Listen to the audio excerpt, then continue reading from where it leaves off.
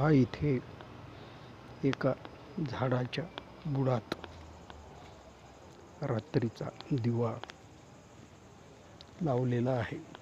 हे झाड पिंपळाचे आहे. अर्थात पिंपळाचे झाड हिंदू धर्मातही पूजनीय आहे आणि बौद्ध धर्मातही पूजनीय आहे. त्यामुळे कोणाचा धर्म, जात याचा विचार न करता फक्त या बाबतीत आपण श्रद्धेचाच विचार केला पाहिजेत. खरं म्हणजे श्रद्धा ही झाडावरची महत्त्वाची.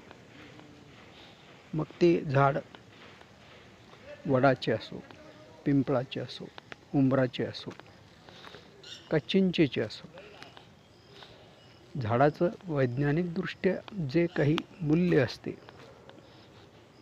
ते अमूल्य असते. त्याची परतफेड माणूस कशानेच करू शकत नाही. तरीही त्याच्याप्रती कृतज्ञता दाखविण्याचा हा जो प्रयत्न आहे, दररोज रात्री दिवा लावण्याचा,